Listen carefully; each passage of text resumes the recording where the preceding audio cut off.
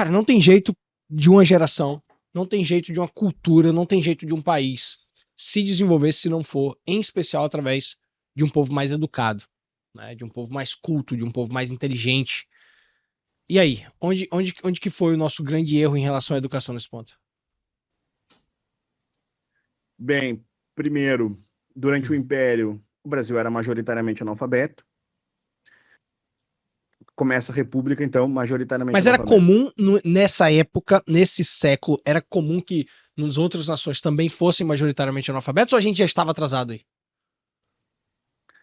Bem, era comum, Ok, mas em determinados espaços de abrangência educacional estávamos atrasados. ok. É uma das críticas que a colonização portuguesa, por exemplo, recebe.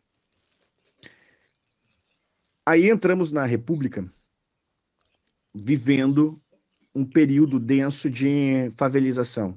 Pega Canudos, por exemplo, pós-Canudos, o Brasil entra em guerras civis, o Brasil vive o chamado bota abaixo. Ok. Então, o início da República começa com um país majoritariamente analfabeto, é o início da favelização. Terceiro ponto, a demografia brasileira muda. O Brasil vai viver um êxodo interno, e o país fica muito maior.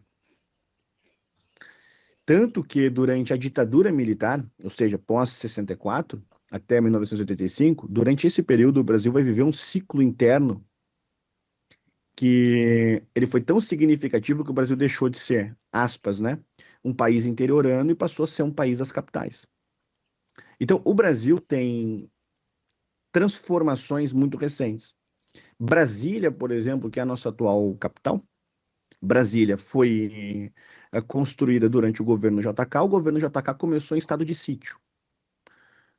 O Brasil estava quase em guerra civil e o governo JK chega e estabelece ali a fundação de Brasília. Por que tudo isso importa? Porque, obviamente, isso impacta no processo educacional.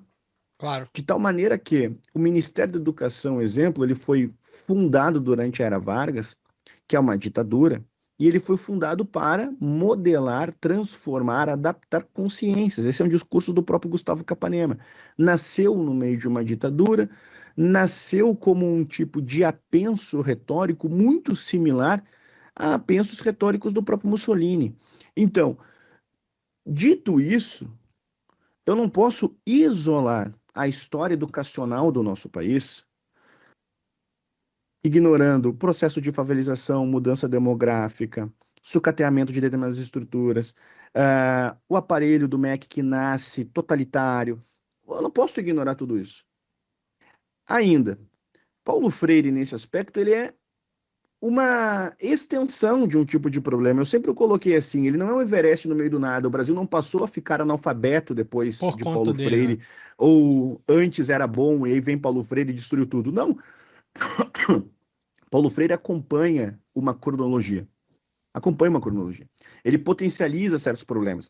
Em outros aspectos, ele fez denúncias importantes. Eu até falo isso lá no documentário do Brasil Paralelo, lá no Pátria Educadora. Ou seja, quando ele olhou assim, olha, o Brasil tem favelas, o Estado não chega em certos espaços, o Brasil discutiu muito mal o pós-escravidão, ele está acertando nas denúncias, mas os diagnósticos estão errados. Então ele vai errar muitas vezes nos diagnósticos. E aí, se errou nos diagnósticos, o medicamento que ele oferece é terrível, potencializa determinados problemas. Então, o Brasil, no sentido educacional, vai viver, tá, uma decadência que reverbera, por exemplo, nas elites políticas. Essa decadência ela fica cada vez mais expressiva. Então você sai, exemplo, tá? Lá no século XIX, você sai de Bernardo Pereira de Vasconcelos e você chega no nosso contemporâneo, sei lá, no Cleitinho pedindo selfie para Virgínia, senador da República. O que nós vivemos hoje é uma certa maximização da imbecilidade.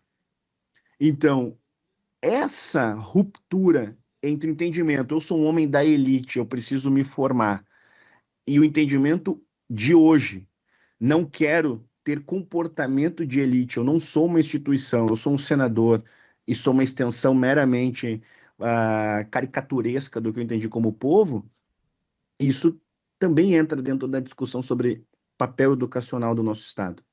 Por exemplo, se entrarmos hoje no parlamento, porque é fácil enxergar que o Brasil é analfabeto, olhando muitas vezes lá para a favela. Agora, Uhum. quer perceber que o Brasil é analfabeto? Eu não falo isso para você, eu falo isso no geral, para a audiência. Quer perceber que o Brasil é analfabeto? Vamos hoje, tá? Hoje não, porque tem Copa e ninguém trabalha. Mas assim, vamos daqui a uns dias, vídeo o próprio Romário. Então, dentro disso, na verdade ele está trabalhando, né? Está trabalhando em 2 empregos, né? Que É, é na Casa TV e no Senado. então, pois é, e E parece que inclusive ele tá fazendo uso de verba pública pra tá sim, lá. sim, sim, sim. Mas nos deu tetra. O que Aham. importa é que nos deu tetra. E É, aí o que é. acontece? O ponto é, o ponto é, você quer ver que o Brasil é analfabeto? Não precisa ir numa favela. Chega no parlamento, vamos lá na nossa Câmara. Vamos reunir todos os deputados e vamos apresentar a seguinte pergunta: o que é uma lei? É a única pergunta. Só essa pergunta. Eles estão lá para debater o quê? Leis. Grosso modo é isso. O que é uma lei? Quantos conseguem responder? O que é uma lei? Simples. Simples. O que é uma lei? Então, o analfabetismo no Brasil, ele toca em áreas muito densas, muito complexas, institucionalmente muito abrangentes. Então, exemplo, quando o Tiririca foi eleito, houve todo um debate se ele era analfabeto ou alfabetizado. Aí ele comprovou que, aspas, é alfabetizado quando ele escreveu o nome dele. Então, se escrever o nome faz de você alfabetizado, então a minha filha de 4 anos pode ser deputada federal hoje. Ela só sabe escrever o nome. Então, ainda, o Sérgio Buarque de Holanda, historiador, etc., pai do Chico Buarque, inclusive, ele denunciava o chamado processo de alfabetização em massas, que no fundo gerava um denso resultado de analfabetos. Essa alfabetização em massa, ela foi potencializada durante a ditadura militar. Políticas como o Mobral, alfabetização em massa. Então, o entendimento hoje de que a universidade é para todos, no sentido de acesso, idealmente sim, mas ao mesmo tempo existe um sucateamento das ferramentas técnicas que reverbera no quê? Numa ausência completa de mão de obra qualificada. E aí você encontra lá, exemplo, eu peguei o aplicativo, o meu motorista de Uber, ele era engenheiro. E aí vira meme esse tipo de discurso. Por quê? Existe um tipo de problema social que toca, sim, estruturas de alfabetização. Então, amarrando, primeiro, o Brasil no século XIX tinha problemas no campo da alfabetização. No século XX, esses problemas ficaram muito potencializados porque o Brasil se complexificou. O Brasil vai viver uma série de guerras civis, o Brasil vai viver ditaduras, o Brasil vai ter um MEC que nasce dentro de um aparelho totalitário. O MEC, o TSE, a Justiça do Trabalho nasceram no meio de uma ditadura. Tudo isso. Aí o que acontece? O Brasil vai viver um êxodo interno, a demografia do país fica complexa, o Brasil tem uma nova capital, tudo isso é século XX. Como fiz referência, ditaduras, processos desse tipo. O analfabetismo se estende, um discurso caricaturesco no entendimento do que é ser popular. E chegamos basicamente no nosso drama de 2026. E 26. E aí Paulo Freire é acusado, e quem está falando é quem escreveu Desconstruindo Paulo Freire, ou seja, eu tenho, usando essa linguagem contemporânea, eu tenho um lugar de fala para, aspas, criticá-lo, defendê-lo e por aí a gente Uhum. segue. Então eu estou dizendo, Paulo Freire ele é maximizado como se representasse um tipo de problema que ele não tem culpa. Tem áreas que ele não tem culpa. Ele tem um processo Tá claro. pedagógico ruim, escrevia Ok. muito mal, etc, etc. Aí eu analiso o Paulo Freire na sua especificidade. E, inclusive, você não me perguntou isso, mas eu achei importante só comentar, que é o seguinte: a existência do Desconstruindo Paulo Freire só se estabeleceu quando, em 2014, quando a Dilma Rousseff venceu a eleição, e aí tinha lá a contestação sobre o resultado, o pessoal defendendo o Aécio pediu, de fato, contestou o resultado também. E aí as manifestações contra a Dilma começaram a aparecer, e essas manifestações ganharam um volume em 2016, impeachment. Em 2014, eu via cartazes acusando o Paulo Freire de questões que ele nunca tinha afirmado. E eu já tinha estudado Paulo Freire, já não gostava de Paulo Freire, tinha críticas a Paulo Freire, etc. Aí eu vi, não, isso aqui é muito desonesto. Aí eu lancei um curso para apresentar, aspas, um Paulo Freire real. E esse curso, que é o Desconstruindo Paulo Freire, depois se transformou no livro. Legal. Mas você não. Aí, mas não, tiro mais aqui. Pegando esse gancho todo do problema da educação, tal, tal. Um Mac hoje, e até assim, enfim, mais recente, óbvio, ainda mais nas últimas décadas, você não acha que o Mac, além de todos os problemas da centralização, da ineficiência, do emparelhamento, tal, tal, tal, você não acha que o Mac, considerando as últimas basicamente 3 décadas de governo do PT, com os intervalos ali do Temer e do Bolsonaro, também é utilizado como ferramenta eleitoreira? E aí vem naquele problema lá que você falou do Brasil, os dois autores lá citaram, o Brasil se tornar um país eleitoreiro? Com certeza, eu só discordo porque eu não retiro Bolsonaro e Temer dentro dessa mesma conversa.